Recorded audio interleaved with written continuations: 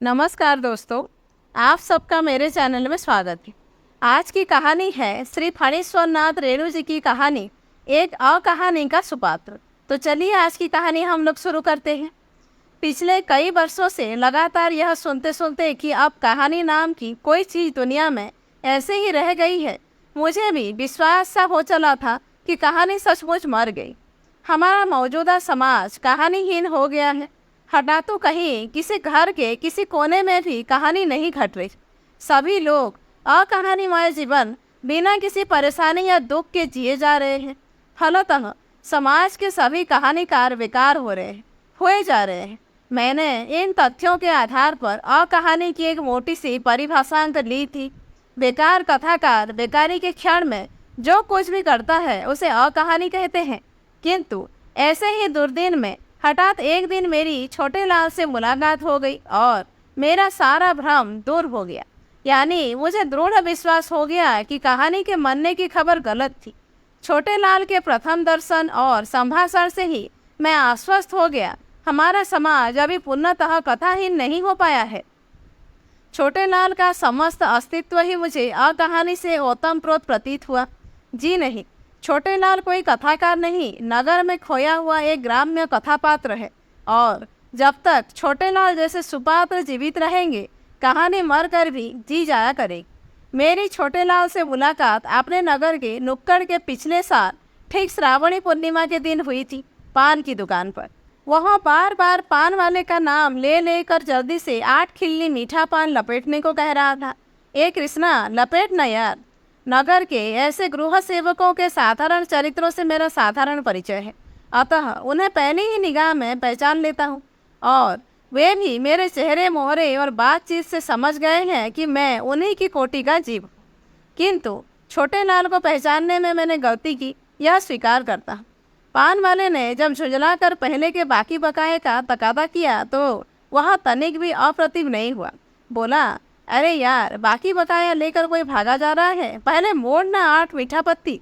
ऐसे अवसरों पर मैं अक्सर कुछ नहीं बोलता, लेकिन उस दिन बोल पड़ा। अजी, बाकी बकाया का हिसाब किताब मालिक से करना, नौकर से क्यों उलझ रहे हो बेकार। कि छोटे लाल ने चोट खाए हुए प्राणी की तरह मुझ पर प्रत्याक्रमण किया। जरा आदमी देखकर बात कीजिए साहेब, यहाँ कोई किसी का नौकर नहीं। पान वाले लड़के ने कहा, परफेक्ट सर बाबू के छोटे भाई हैं। मैंने तुरंत छोटे लाल जी से क्षमा याचना की, माफ़ कीजिए भाई साहब। पान की दुकान से सटे ही एक छोटी सी चाय की दुकान है जो डबल रोटी और बिस्कुट के अलावा उबले हुए अंडे भी बेचता है। मैं अपने उन दोस्तों को जो मेरे कुत्ते से घबराते हैं, अथवा जिनकी बोली सुनकर मेरा कुत्ता चीढ़कर भौंकने लगता है, अथवा जो 3 मंजिले की सीढ़ियों पर चढ़ने से लाचार होते हैं, या जिन्हें अपने फ्लैट में ले चलने में मैं लाचार होता हूँ, इसी चाय की दुकान पर लाकर चाय, पान, सिगरेट आदि से सत्कार करता हुआ उनका अबोध संभाषण सुनता रहता हूँ। छोटे लाल ने मुझे सिर से पैर तक तजवीज़ करते हुए पूछा, आप कौन हैं? मैंने अपना नाम बतलाया और यह भी कि मैं 3 नंबर रोड के एक वकील साहब का क्लर्क। छोटे लाल बोला, सीधे मोहरिल कहते लाज लगती है, इसलिए क्लर्क। छोटे लाल मुझ पर आक्रमण करके प्रसन्न हुआ। फिर अपने वक्तव्य की व्याख्या करता हुआ बोला, शहर की हर बात पर ऊपरी सजावट। आप देखिए ना, यही रक्षाबंधन देहात में सलोनी पूर्णिमा के दिन। सलोनी पूर्णिमा? मैंने अस्फुट शब्दों में जिज्ञासा प्रकट की। छोटे लाल ने मुझे वहाँ मूर्ख समझकर मुझ पर तरस खाने की मुद्रा बनाई। सलोनी पूर्णिमा नहीं समझते? आज ही है सलोनी पूर्णिमा। मैंने फिर अपनी गलती के लिए छोटे लाल जी से क्षमा याचना की। ओ श्रावणी यानी सावनी, हाँ, सावनी पूर्णिमा की रात तो सलोनी होगी ही। मुझे छोटे लाल ने अनजाने ही एक सुंदर पंक्ति दे दी, सावनी सलोनी पूर्णिमा की रात। मुंह से निकल पड़ा, वाह भाई। छोटे लाल ने अपने अधूरे वक्तव्य का सूत्र पुनः पकड़ा। सलोनी पूर्णिमा के दिन देहात में बाभन सब हाथ में रंग बिरंगी राखी की लच्छियाँ लेकर घर घर घूम घूम कर जजमानों को राखी बांधते हैं, जैन बंधु बलिराजा मंत्र पढ़कर। मगर शहर में राखी छोड़ी सब बांधती हैं, अपने भाइयों को नहीं साहेब, वो बोले भाइयों। मैंने फिर अपनी अज्ञता प्रकट की, मुँह बोले भाई।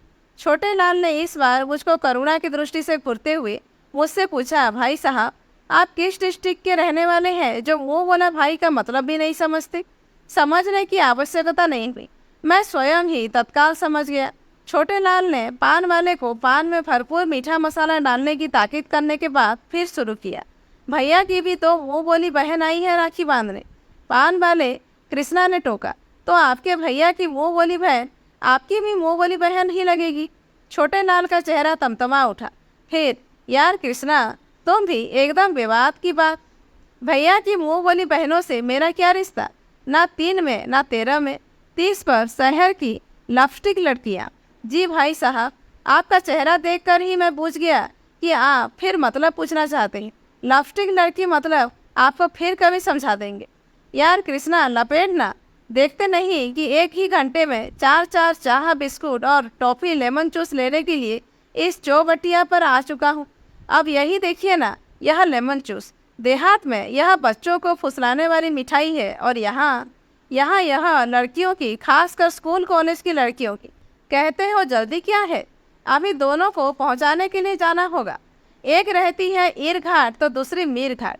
भौजी सुबह को ही अपने मुंह बोले भाइयों को राखी बांधने गई है, सो अभी तक लौटी नहीं। अगर कहीं बरखा बुन्नी के मारे अटक गई तो उनको भी ढूंढ कर लाने के लिए इस छोटे लाल को ही जाना होगा। और शहर में लड़कियों को पहुंचाने के लिए कहीं जाना कितना मुश्किल का काम है यह। अरे भैया, पीछे पीछे साइकिल पर रिक्शा के साथ साथ जाना होगा। पीछे साइकिल पर रिक्शा के साथ जाना खेल नहीं। एक दिन किसी लड़की को कहीं पहुंचा कर देखो ना। यहाँ के सभी छुरेबाज छोकरों को पहचान गया हूँ, लेकिन जो कहो रास्ता चलते हुए जब लड़कियों पर ऐसे ऐसे शब्दभेदी बांध छोड़ते हैं कि कभी कभी तो हमको भी हंसी आ जाती है। बरखा पुन्नी शब्द को सुनकर मन हर्षित हुआ। शायद आकाश में मंडराने वाले काले काले बादल भी प्रसन्न थे। नन्ही नन्ही बूंदें पड़ने लगी। हम सभी चाय वाले के छज्जे के नीचे बेंचों पर जा बैठे। छोटे लाल ने ऑर्डर दिया, तो बनाओ यार एक स्पेशल चाह। छोटे लाल ने शहर के दूध और दूध वालों से लेकर गायों तक की निंदा कर लेने के बाद अपने गांव की दूध पर पड़ने वाली मलाई की तुलना भागलपुरी रेशम की रजाई से की। तब चाय वाले से नहीं रहा गया। शायद वह कुड़ कर बोला, तो वैसी मोटी मलाई छोड़कर यहाँ शहर की घासी घी खाने क्यों आए? देहात में ही रहते। लगा छोटे लाल के पास चाय वाले का उधार बाकी कुछ ज़्यादा ही था पान वाले से। लेकिन छोटे लाल तनिक भी छोटा नहीं हुआ। तमक कर बोला, आया हूँ क्या अपने मन से? 3 साल पहले एक बार गांव से भाग कर आया तो 3 दिन भी नहीं रहने दिया था भैया भोजी। अब जब छोटे लाल की ज़रूरत हुई है तो 5 दिन तक खुशामद करके गांव से बुला लाए हैं। इस सिलसिले में छोटे लाल ने विस्तार पूर्वक अपने प्रोफेसर भैया के शहर की एक लपस्टिक लड़की से लटपटा जाने से लेकर रजिस्ट्री शादी तक के किस्से सुना दिए उदारतापूर्वक। अंत में क्लाइमैक्स पर आकर गर्व से बोला, और जब से वह बंदा यानी छोटे लाल आया है तब से दोनों प्राणी सुख चैन से सोते हैं। भैया की गैर हाजिरी में अब कोई मस्तान हमारी गली वाली खिड़की के आसपास कोई दिलफेक फिल्मी गाना गाकर देख ले जरा। पहले तो यहाँ के इन सुधन सा बादशाहों ने मुझे देहाती भुच्चा समझकर सिगरेट के धुएं से उड़ा ही देने की कोशिश की, लेकिन जब छोटे लाल ने एक फुटफुटी बाज का गट्टा पकड़ा कसके, तो पहले तो सालों ने ठीक से सिनेमा के फैट के अंदाज में बाके तिरछे कायदे दिखाए। बाद में जब छोटे लाल का पहला झापड़ पड़ा कि बाकी साले ऐसे भागे, तो कहते हो कि क्यों आए? नहीं तो आज के दिन से ही, मानो सलोनी पूर्णिमा के दिन से ही कृष्णा कुंभार मेले में होने वाले ड्रामा का रिहर्सल शुरू हो जाता है। ओहो, इस बार अभी क्या जो होता होगा वहाँ।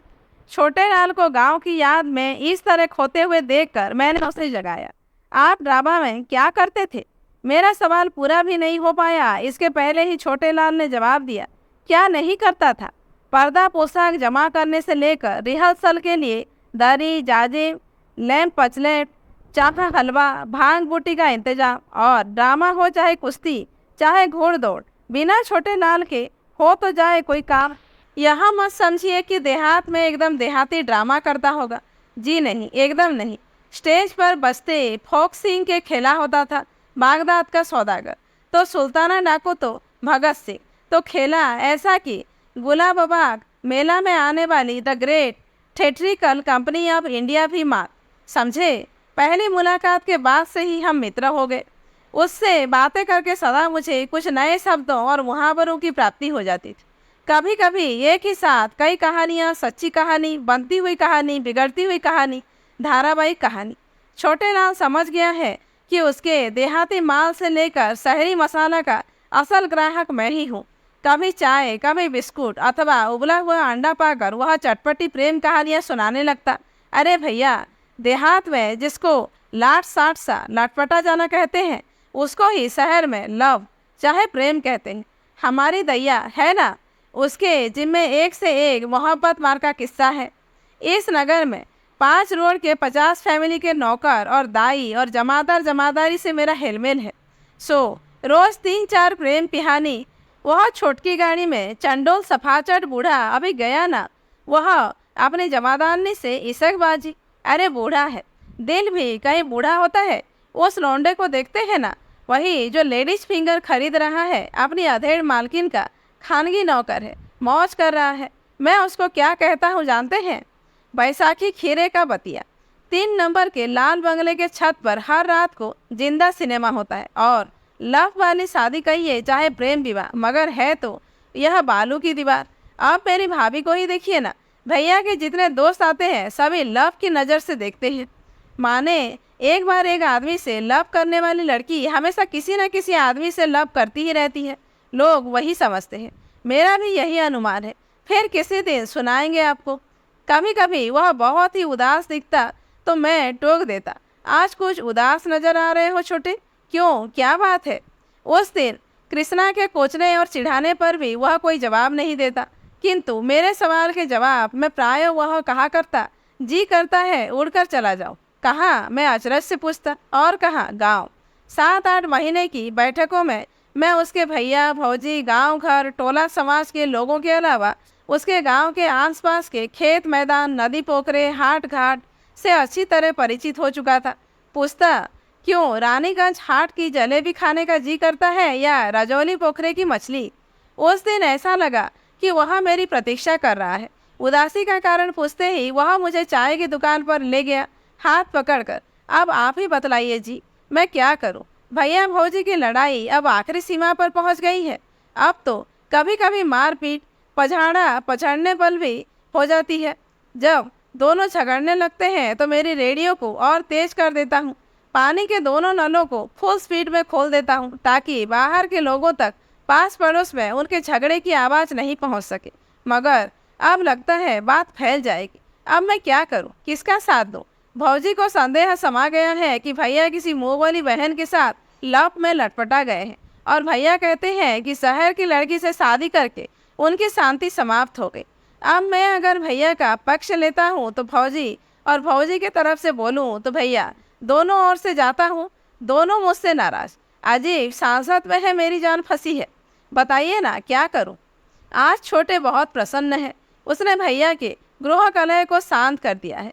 मैंने भैया से एकांत में कहा, भाभी की गैर हाजिरी में आप अगर किसी मुँह वाली लड़की को घर में लाइएगा तो मैं भाभी को बता दूंगा। और भाभी को धमकी दी, मैके जाने का बहाना बनाकर आप इस मोहल्ले की मौसी और उस मोहल्ले की मामी के घर जाना बंद करिए भाभी, नहीं तो बिलट रिक्शा वाला को गवाही में लाकर खड़ा कर दूंगा कि आप कहाँ कहाँ जाती हैं और किस किस से मिलती हैं। अंत में सबसे बड़ी खुशखबरी देते हुए वह तनिक लजाया, फिर मुस्कुराया। अब आप ही बतलाइए ना मैं क्या करूं? भाभी की एक ऐसी मौसी है, उनकी 6 लड़कियां, लेकिन चौथी लड़की ठीक भाभी की तरह है देखने में। भाभी उसको खूब मानती हैं, कभी कभी वह आकर 2-3 दिन रह भी जाती है। सो आप क्या बतावे? आपने जानते हैं मैं बड़ा होशियारी से रहता आया हूँ इस शहर में, मगर वह लड़की पता नहीं कैसे और कब से मुझसे लव करने लगी कि मुझसे पहले भाभी को पता चल गया।